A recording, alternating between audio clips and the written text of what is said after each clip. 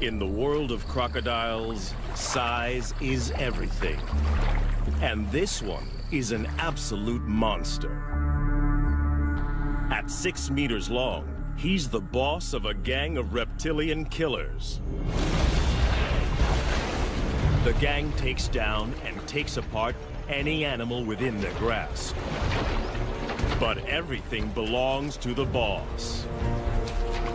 He rules by sheer size and explosive violence. He will maim or kill to keep control. But this year, a young male takes on the brutal hierarchy of the Croc Ganglands.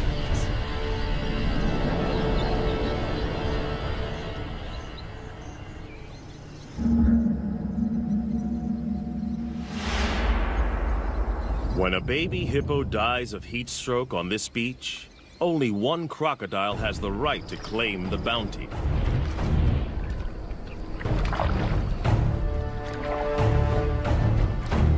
He is the Croc Boss, the godfather of the ganglands. In crocodile hierarchy, size is power. And for many, many years, his 1,000 kilograms has topped the scales. As biggest croc on the beach, all food is his.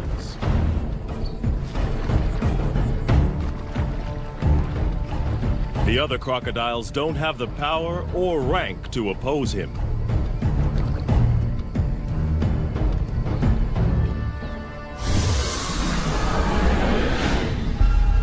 The boss didn't discover this carcass. One of the subdominant males found the prize.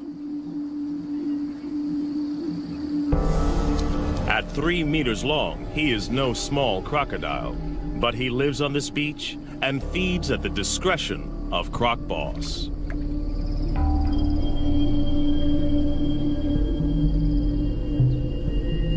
All the smaller crocodiles understand the rules. They only eat if the boss allows it. All along the river, territories work the same. Sections, each as big as 4 Olympic swimming pools, are dominated by a single large crocodile and his gang.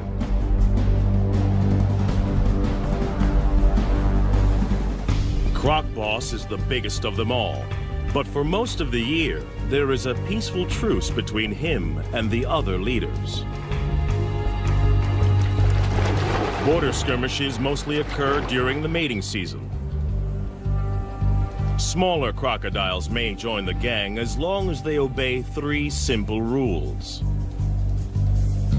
Croc Boss gets the best food. He is respected at all times, and only he mates with receptive females. Gang members break the rules at their peril. But there is always a younger rival, trying to get big enough to become a boss in his own right. These pretenders are shadow bosses, waiting for their moment. We call them phantoms. There have been other takeover bids. A smaller male tried to mate with one of the boss's females.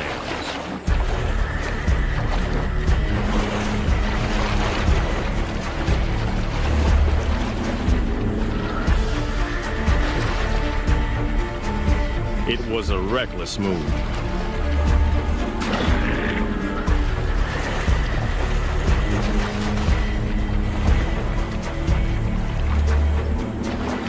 The challenger's bony armor was no match for the boss's brutal bites, as powerful as a trash compactor.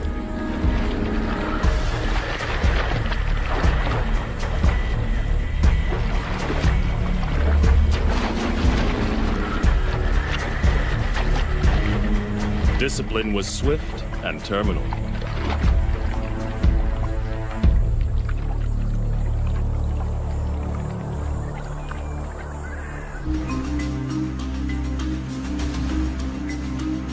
This Croc Boss's territory in Africa is a stretch of the Luangwa River in Zambia, in the South Luangwa National Park. It's a crocodile killing field, especially during the severe dry season. Inland lakes and pools dry up. And the river is the only water for kilometers around. All animals in the area must make long treks here to drink. And in 40-degree heat, many don't make it. The river's a lifeline and a death zone.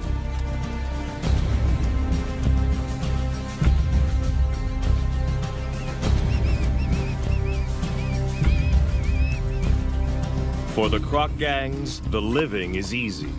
Even the smaller ones get to feed.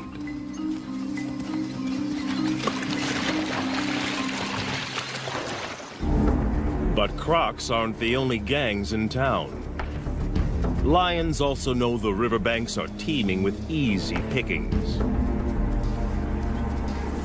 And they're willing to fight the crocs for food. This puku antelope's caught between a rock and a hard place. After fleeing from the lions, he's stranded on an island in the croc-infested river. He's got to get off or starve.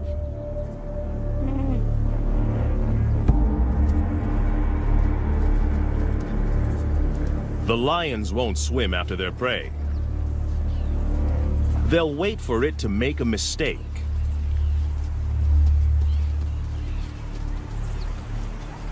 The puku's biggest threat lies in the water. The young phantom is perfectly placed for an attack. Away from the gang, this antelope is his to lose. There's no way the croc can catch the puku on the land. But there's no way the puku can outswim the croc. It's like a game of chess with life and death stakes.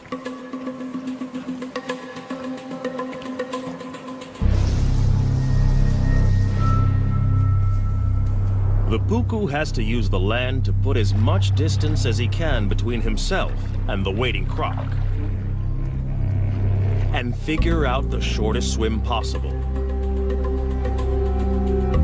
The croc must anticipate the puku's escape route.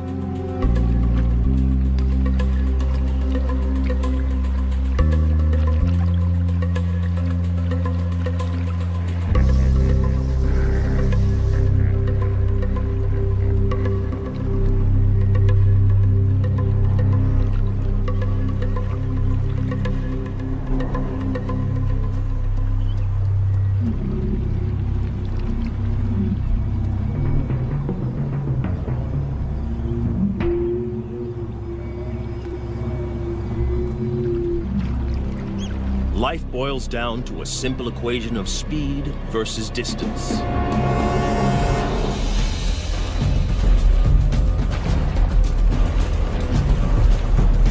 The croc submerges like a torpedo to reduce drag in the water.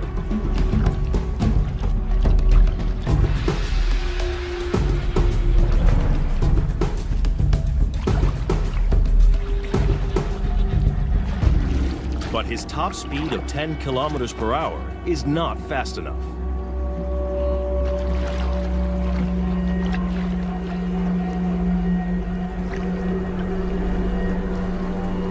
The puku's calculations pay off. He's foiled two top predators.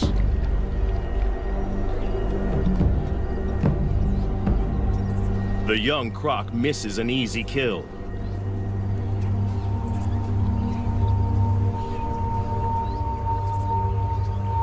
His solo hunting attempt is a failure.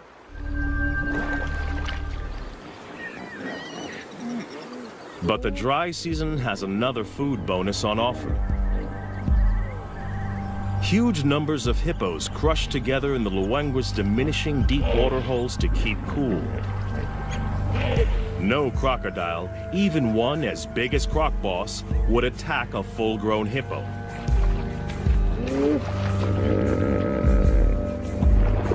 They are way too big and dangerous to take on. A single hippo bite would destroy a big crocodile.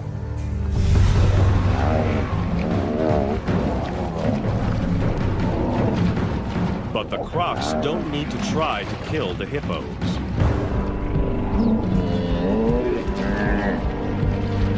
In crowds like this, these aggressive 3-ton herbivores will often fight to the death.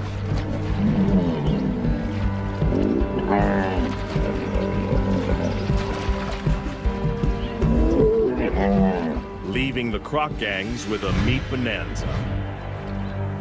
A hippo carcass is one of the rare occasions when rival gang members join forces. Up to 200 crocs from different factions feed together. In fact, this cooperative frenzy serves a useful purpose. Crocs' jaws don't move from side to side. When the carcass is in water, they need others to pull against to help them rip off hunks of meat. It'll take them less than 2 days to completely demolish a 1-ton hippo. With the most acidic stomach of any vertebrate, crocodiles can digest every centimeter of a carcass.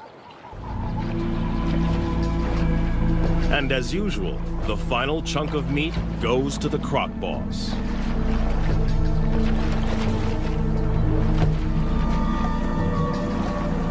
No other croc has the power to argue. Cooperation is officially over.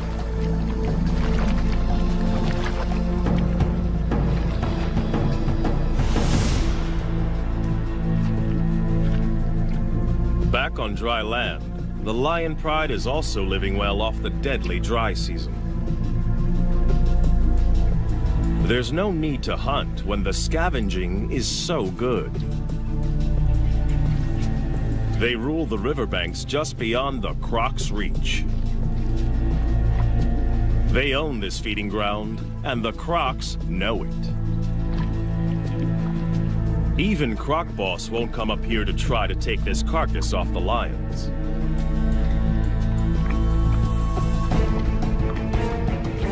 But anything that dies closer to the water is in no man's land. And that means war. Lion versus croc.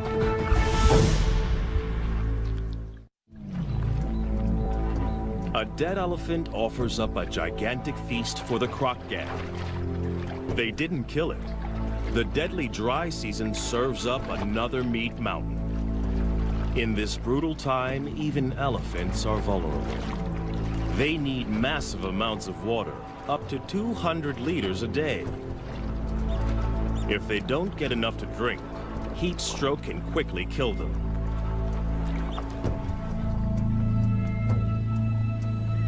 The crocs have the carcass now, but they don't own it. It's right in the conflict zone. The lions have started feeding on it, and they haven't finished. This prize is too big to give up without a fight.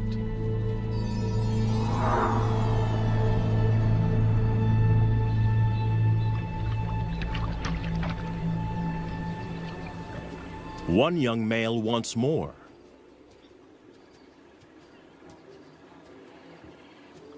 His scrappy mane indicates he's barely 2 years old, but he's big and dangerous.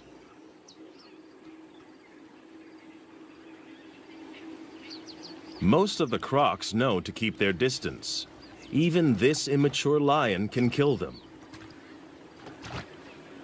But the inexperienced smaller crocs are willing to take him on.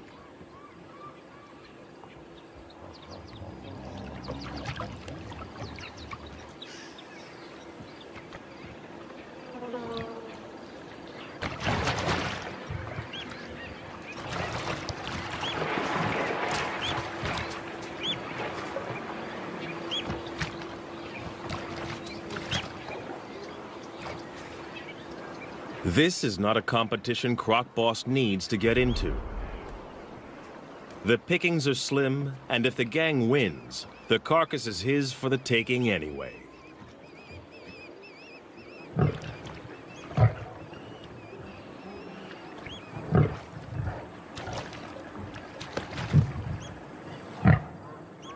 Without backup, the young lion isn't sure of himself.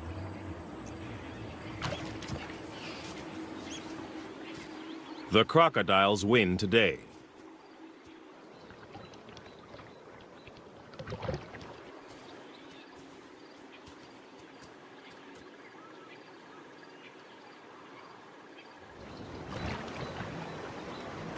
The gang now goes to work as fast as they can. It's a race to rip as much meat as possible from the carcass.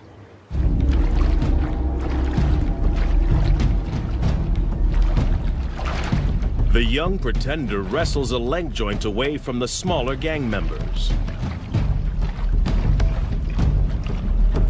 Aggression, theft, and brutality are the ultimate tools for survival.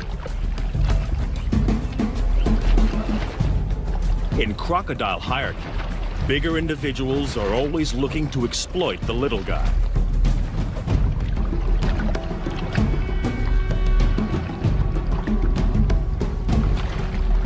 The smaller crocs have learned well from the master.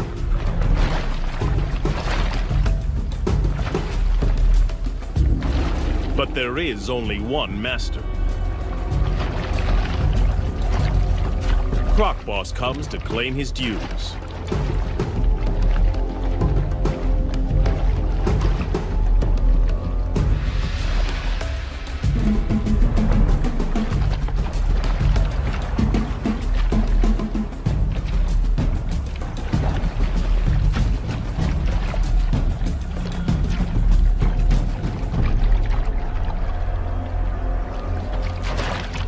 For the smaller crocs, the feeding is over.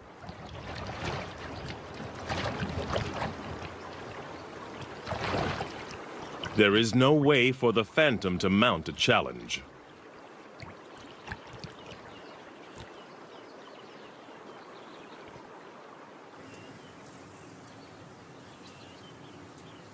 To have any hope of running the gang, he must bulk up. And he can't do that on leftovers from the boss. He's got to find his own food. And the numerous drinking pools next to the river provide the perfect hunting ground. Every morning and evening, the antelope journey here to quench their thirst. A perfect opportunity for an ambush.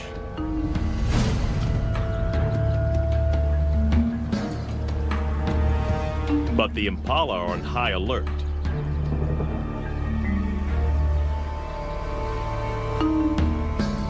To have any hope of catching one, the young croc must find the perfect pool in which to disappear and wait.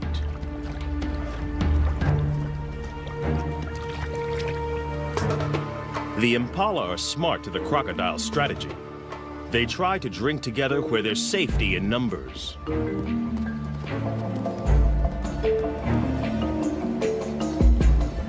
The crocodile must wait for a loner.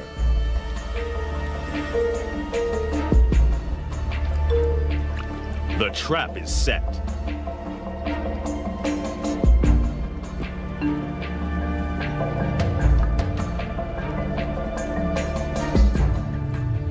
He can hold his breath for 2 hours. And this impala has no clue that below the surface lurks a ravenous crocodile poised to strike.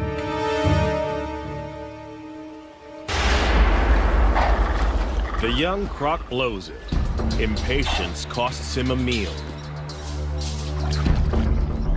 Crocs can launch their entire body out of the water in less than half a second. But timing is everything. And he has a lot to learn.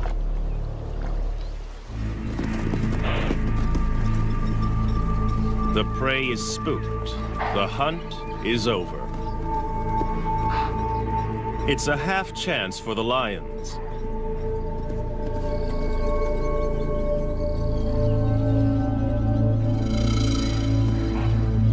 But it's a long chase, too exposed. And they're not that desperate.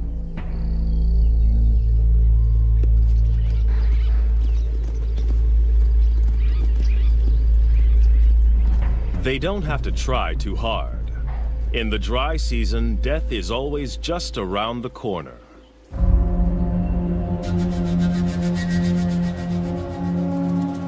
After the unsuccessful hunt, the young croc has to recover and recharge his batteries.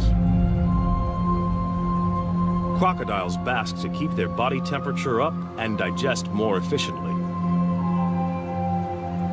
Crocodiles are not cold-blooded. Their bodies are as warm as ours most of the time. They just have to work harder to keep their temperature between 33 and 35 degrees. Phantom needs to regain energy. During extreme exertion, crocodiles build up a huge amount of lactic acid. This is toxic and must be eliminated from their systems. The only way is rest. Part of Croc Boss's success is his energy strategy. He lets the smaller gang members exert themselves. They work and he eats.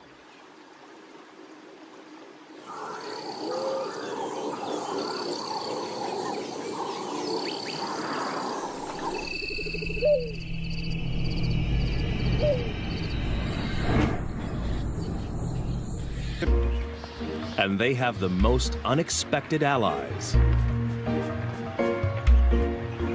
Water birds are usually fair game for crocodiles. But during the dry season, there's a truce.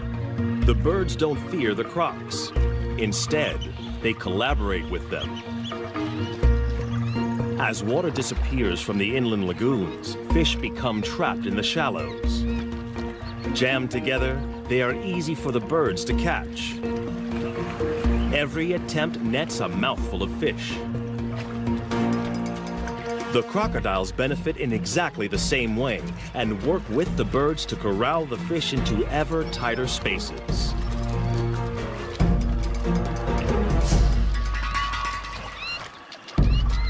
Each fish is a tiny meal, but for the small crocs, this technique is well worth the effort.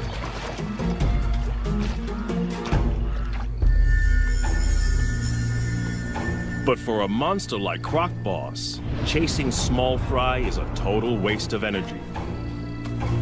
He'll wait and preserve his energy for bigger game and other activities that are his alone to enjoy.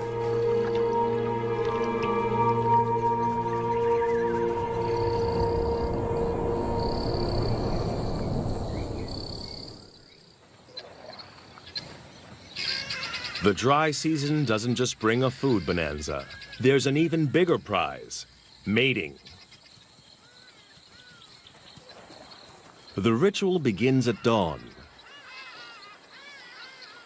Lifting their heads, the females show submission and look for the most powerful croc to mate with.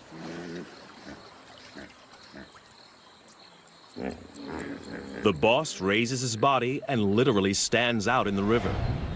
It's a visible sign of his status. By rights, all receptive females are his.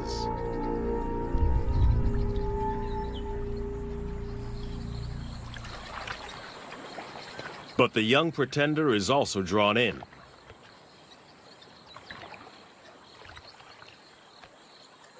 The females secrete a pheromone into the water. It signals they're ready.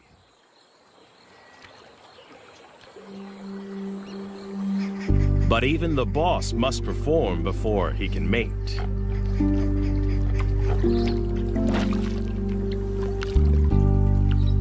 It's the only situation he cannot control. The final choice is made by the females. In mating season, females are permitted to wander through rival gang territories as they check out potential partners. The boss's head slaps and bubble blowing are the croc equivalent of beating your chest.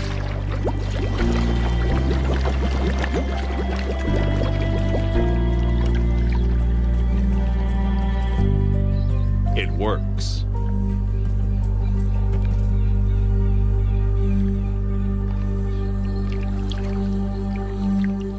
The smaller male can only watch. For a one-ton monster, the boss's mating ritual is surprisingly tender. He blows bubbles that delicately tickle the female's sensitive neck area.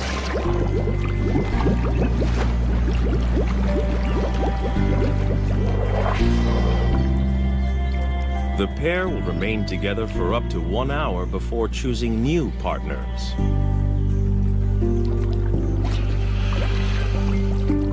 But one smaller female is not prepared to wait.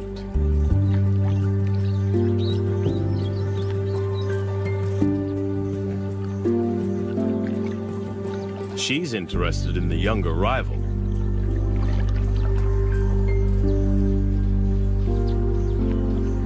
The boss's dance is coming to the end.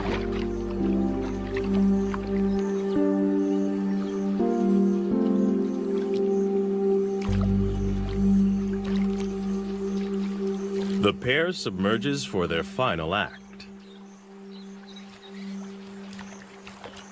And while his leader is underwater, Phantom chances his luck.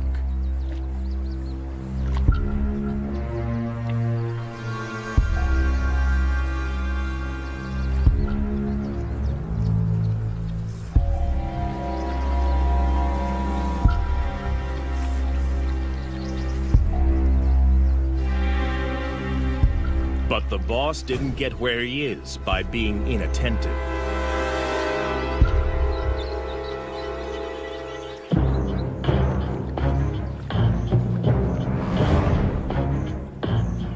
For a junior to mate with one of his females is the worst kind of disrespect. He must be punished. Others have been killed for less. The young croc is now swimming for his life. He's offended in the worst way.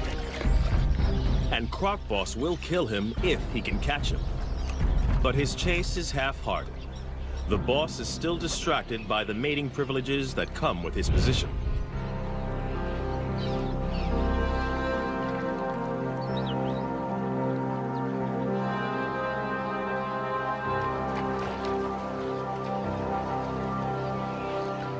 The young pretender gets off with a warning bite.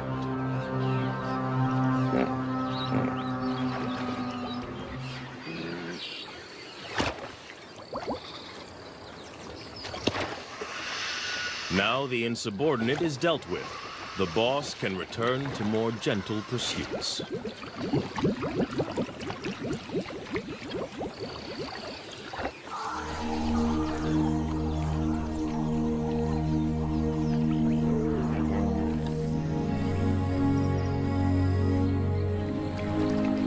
The right to mate is still a long way off for this young croc.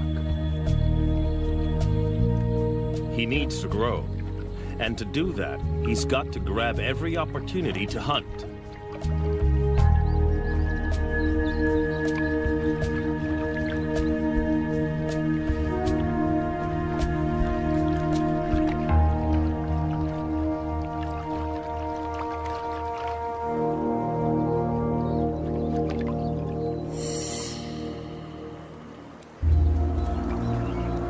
Fortunately, the relentless dry season serves up an endless convoy of thirsty prey. Twice a day, regular as clockwork, impala and wildebeest gather to drink.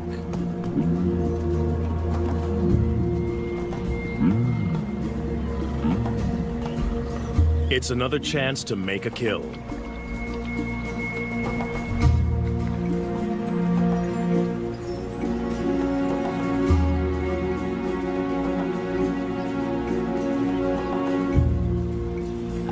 These impala are safe. They know exactly where the danger lurks.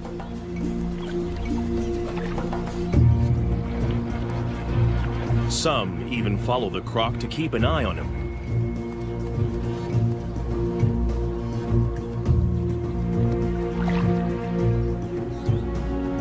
He is searching for the perfect place to spring a trap.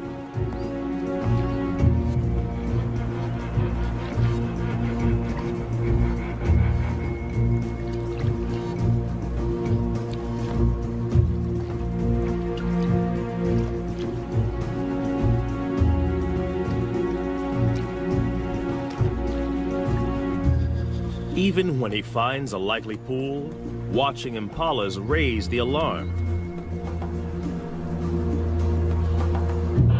They snort to warn others to stay away from this drinking spot.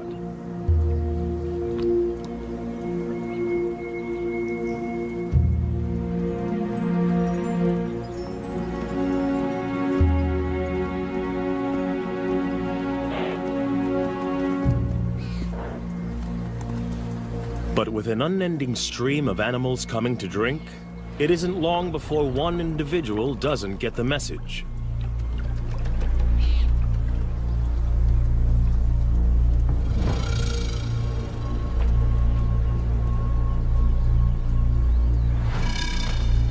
Even though this impala senses something, it's compelled to drink.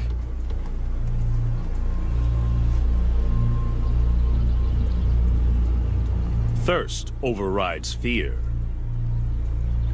But it's braced for danger.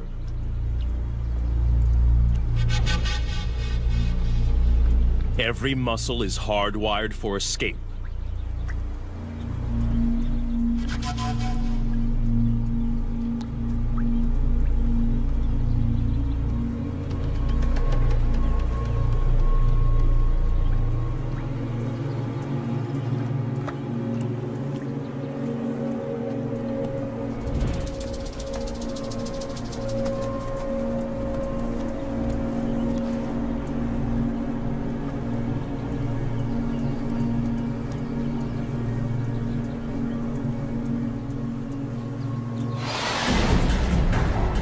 Perfect strike.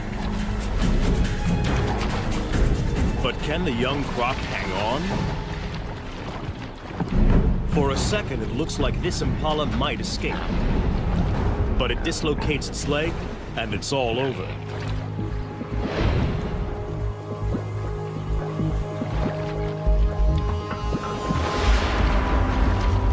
The timing of Phantom's ambush was a tiny bit off. He only manages to grab the impala's horn, and is forced to bite again. But in the struggle, the impala's leg is tangled in its own horn, and it's all over.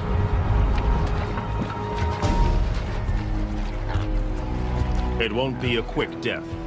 He will have to drag his kill into the deeper river to drown it. Ambush hunting is what crocs do best. But timing is everything. Phantom's first attempt was too rushed, and he lost his meal.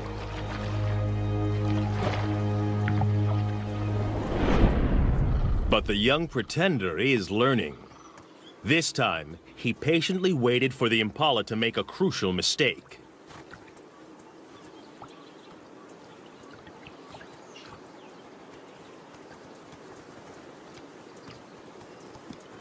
As the ram is joined by the female, he relaxes and drinks for a fraction of a second too long.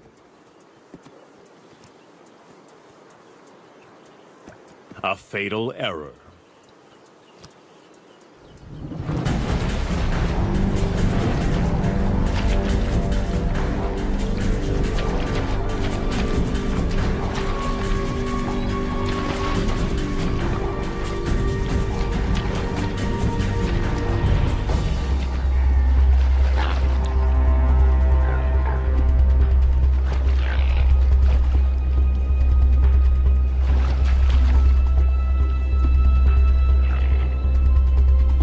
But the croc has made a mistake too.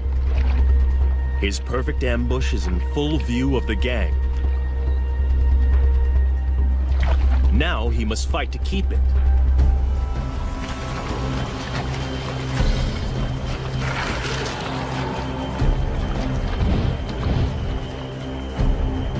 And the croc boss has also seen the takedown. This meal is now his. The young croc has no right to oppose the boss. But he's not going to give it up willingly. He's hungry and stubbornly hangs on. But he hasn't the strength to compete.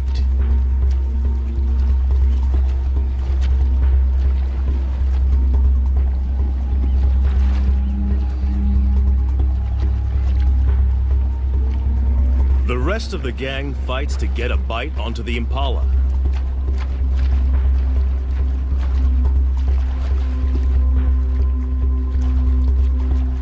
They try to lock on before the boss begins his death roll.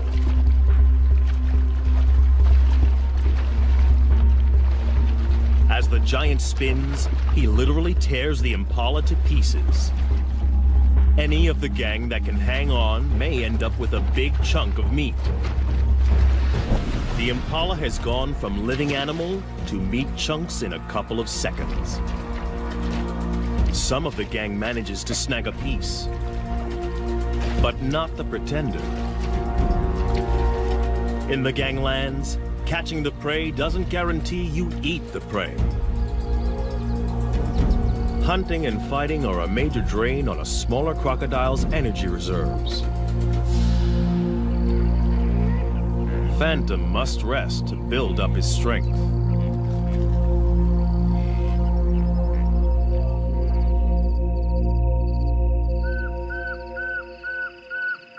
Other animals have no such energy restrictions. Away from the river, the African night hums with activity. For the prey species, the danger doesn't let up just because it's dark. Impala and puku rarely lie down to sleep for more than 10 minutes at a time. There are too many predators on the hunt, so they are forced to stay awake and alert.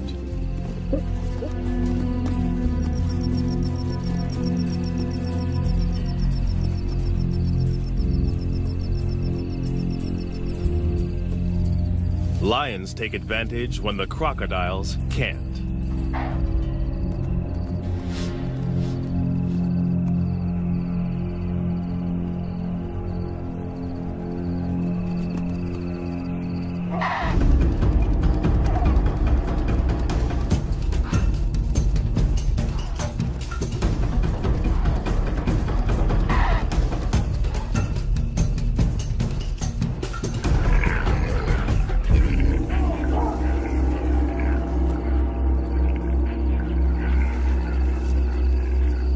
Tonight, a puku loses the battle.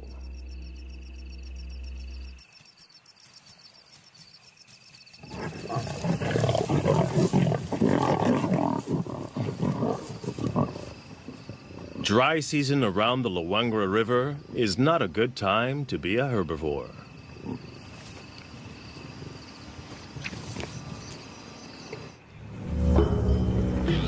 Another day, another death. Another free meal for the croc gangs. As the sun warms the crocs, it triggers a feeding frenzy on the hippo carcass. Crocs from multiple gangs wait in line to feed. Territorial differences set aside for the moment. Size determines the order, and the biggest eat first.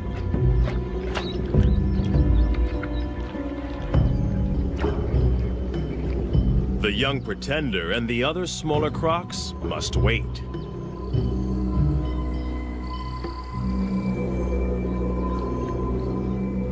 The boss has torn away a huge hunk of the dead hippo. And in a strange twist, he is now being harried by a living hippo.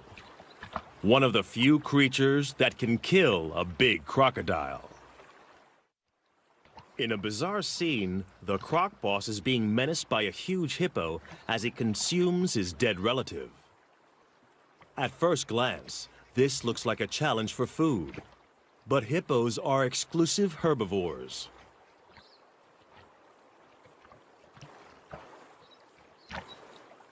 They've been known to lick carcasses, possibly for salt or minerals. But something else seems to be going on here. Perhaps, like elephants, the hippo senses the death of one of its own. But it looks like the hippo is being aggressive. Perhaps this is some kind of primitive emotional reaction. Whatever the hippo's motivation, the huge crocodile knows this is dangerous. With 50-centimeter-long canines and a bite force 27 times more powerful than a human's, this hippo could easily skewer the huge croc. For the first time in a long time, the boss is being pushed around by a bigger beast.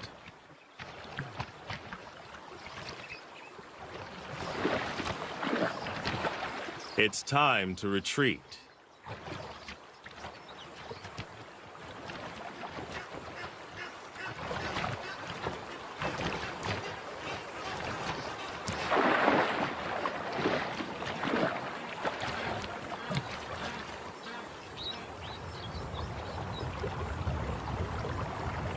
Success in a croc gang is all about being a consummate opportunist. And now the young croc sees an opening. A chance for food. Perhaps the possibility to gain ground in the gang. But the croc boss doesn't share. And this bid for food has been interpreted differently.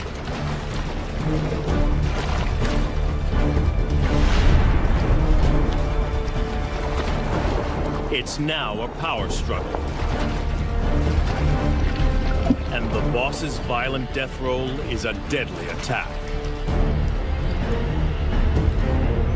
Instant retreat is the only acceptable way out, and the younger croc doesn't take it. This can only end in one of two ways: death or injury to the smaller croc.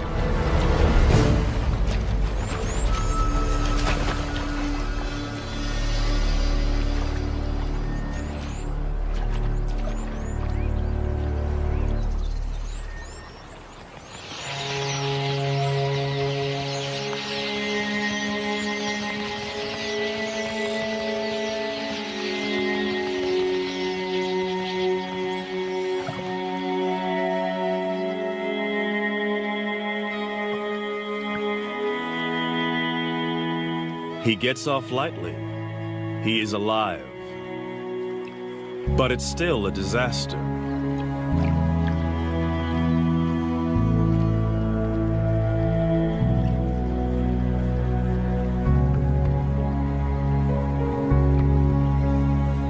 He pays for the transgression with his own flesh and blood.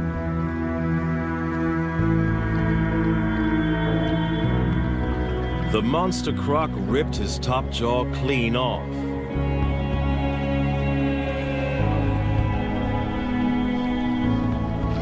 Amazingly, the smaller croc will survive this hideous injury. Crocodiles have special antibodies to help them heal from massive wounds. But it will not regrow. He is not just deformed, but terribly handicapped. His journey to the top position is over. From now on, he will be the last in line to feed. The croc boss and every crocodile, small or large, must now be shown subservience by the challenger. Even by nature's own harsh measures, the croc ganglands are a brutal environment, where size and uncompromising violence rule.